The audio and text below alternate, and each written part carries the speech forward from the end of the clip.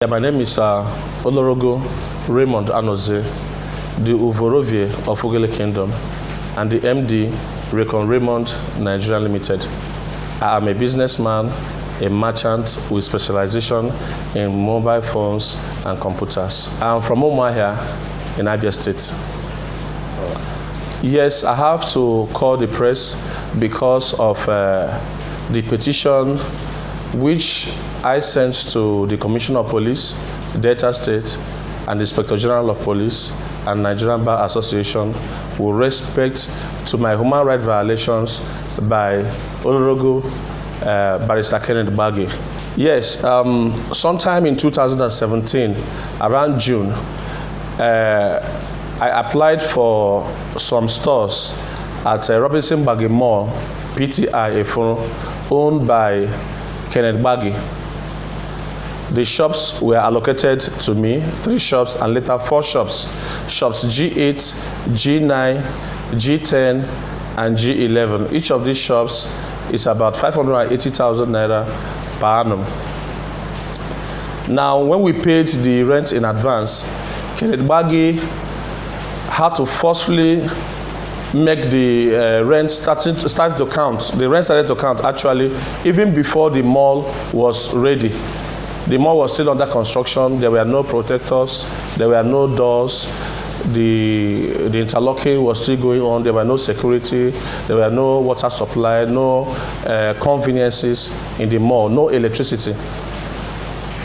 Now, later on, by 2018, the tenants were able to put their acts together to provide these amenities by themselves, and we started to pursue Kenneth Gbagi as a group to ensure that some of the amenities he promised were being provided. Kenneth Gbagi promised us that there will be light. We asked him if there was electricity supply, NEPA supply precisely. He said yes. We asked for other things like security and wiring of the stores and the access roads, toilets. He said yes, that those things are being put in place. But lo and behold, he never provided all those things as promised. A shop of 2-in-1, I had 4 shops, 580,000. The tenancy agreement and other charges are not included. We paid those ones separately. The tenants started meeting, gathering ourselves. We started gathering ourselves in groups to discuss how to put pressure on him. Along the line, the tenants asked me to be at the forefront in meeting Kenneth Gbagi.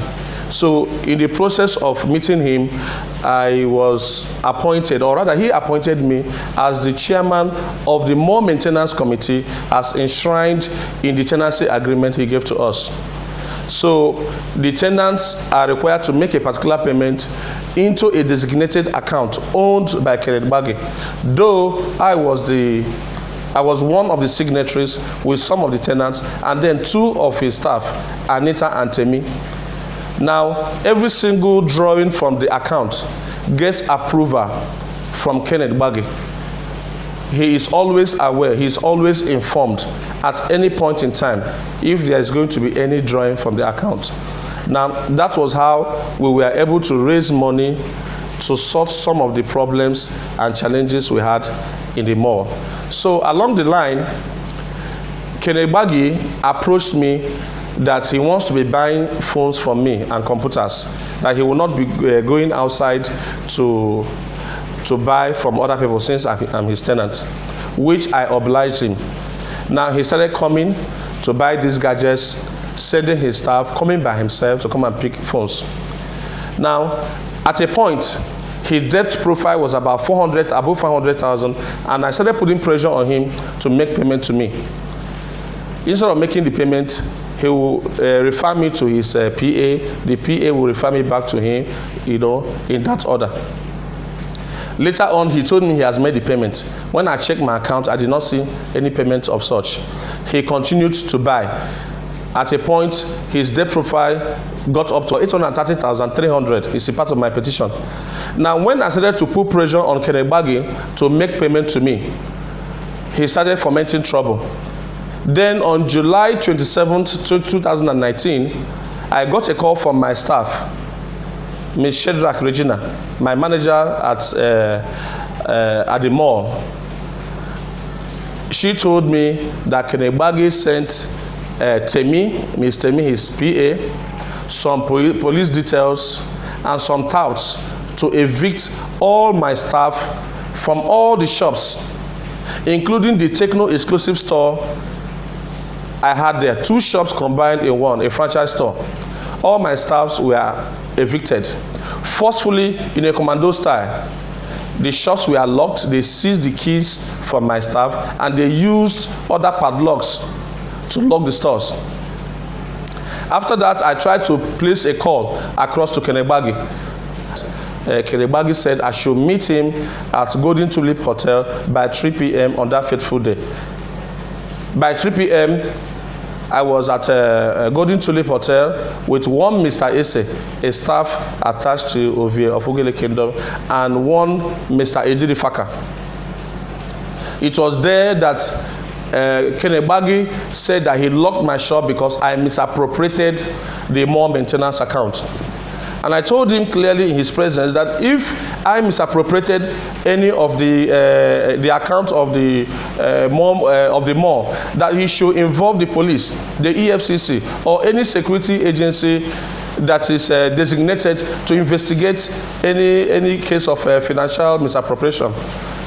I equally asked him, I demanded that he should allow me have access to my shop.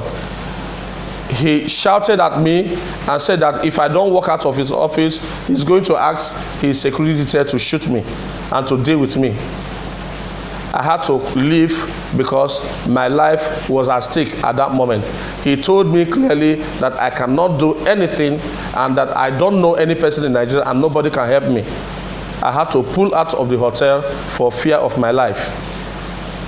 Thereafter, we tried to put pressure to reach out to people to come in to interfere.